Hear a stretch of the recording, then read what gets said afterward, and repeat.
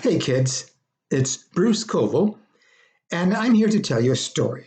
The story I want to tell you today is called The Foolish Giant, and it's the very first book that I ever got published and was illustrated by my brilliant wife, Katherine. I'm going to show her some of your pictures as we go through this. It starts like this.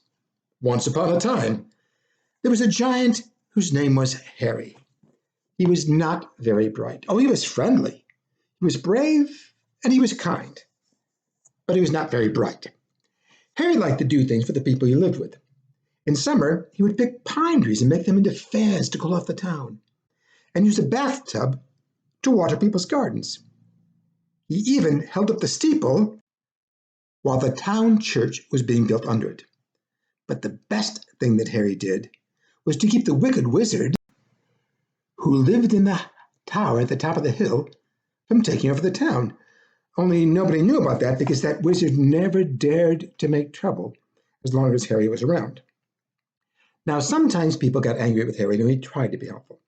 For example, it was the day that he helped Will Smith, one of the little kids in town, dig for fishing worms. But when a giant digs, he really digs.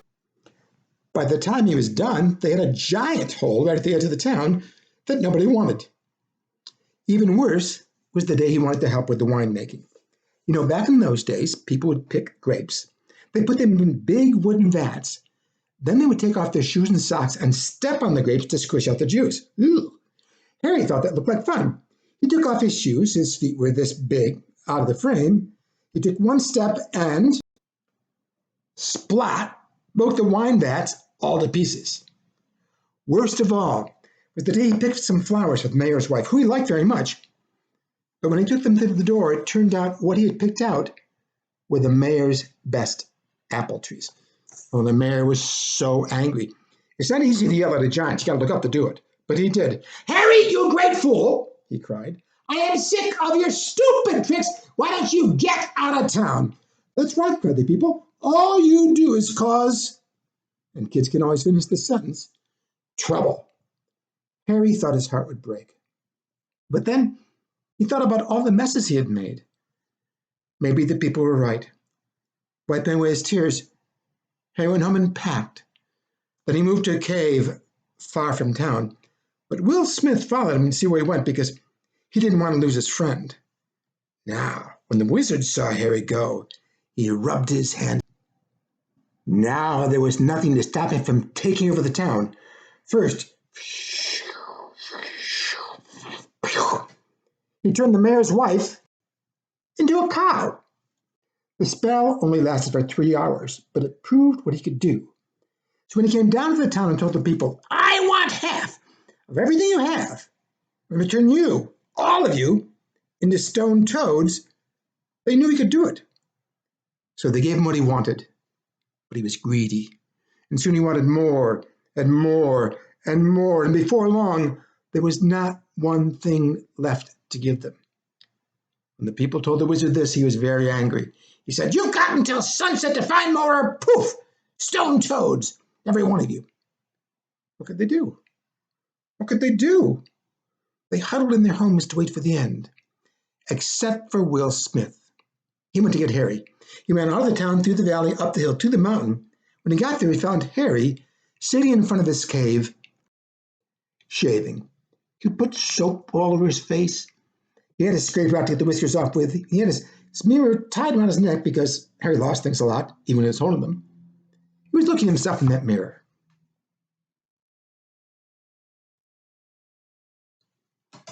Mirrors confused Harry. He couldn't figure out why his face would move around like that. He was just getting ready to scrape off a whisker. It wasn't easy for him to shave. His whiskers were as thick as my little finger. When Will Smith came running up and yelled, "Harry!" Harry jumped up when he landed. It was like an earthquake. Will bounced up in the air. Harry said, "You got to do something. The wizard's going to turn us all into stone toads."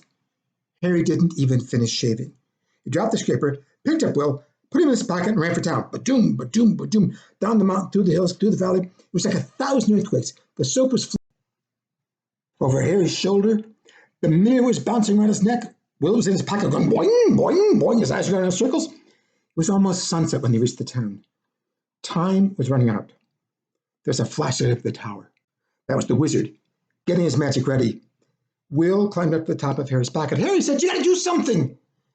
Harry took Will out of his pocket. He put him down on top of a nearby house. Then he went to stand in front of the town. "I'll let the magic hit me," he thought. "After all, I'm only a foolish giant. No one will care if I turn into stone." And he stood there, waiting for the magic to hit him.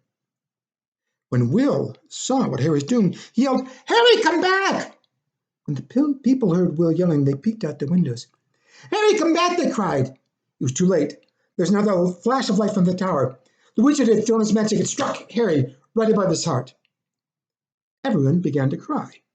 But the magic had hit Harry's mirror. It bounced back to the tower and turned the wizard into one big fat stone toad. The people could hardly believe it. "Harry beat the wizard!" they yelled. "Hooray for Harry!" Harry had no idea what was going on. He opened one eye and then the other. He wondered if he was made of stone yet. He wiggled his fingers. He flibbled his ears. He touched his nose. And then he began to smile. Well, Harry never did figure out what had happened, but everybody said he was a hero. They even gave him a medal, which made Harry so happy he started to cry, which almost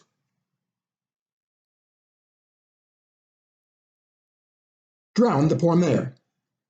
Of course, Harry still did some foolish things, but now most people thought it's because he was busy thinking up more clever plans in his head. And the rest of the people, who knew he was just as silly as ever, loved him anyway. After all, he was friendly, brave, and kind. And of course, they all lived happily ever after. That's the story of the Foolish Giant, and I hope you enjoyed it. You can find a copy at my website, www.brucecoville.com, or you can just watch this video as often as you would like. Have a great day, a great evening, and fill your life with stories. This is Bruce Coville. Thanks for watching.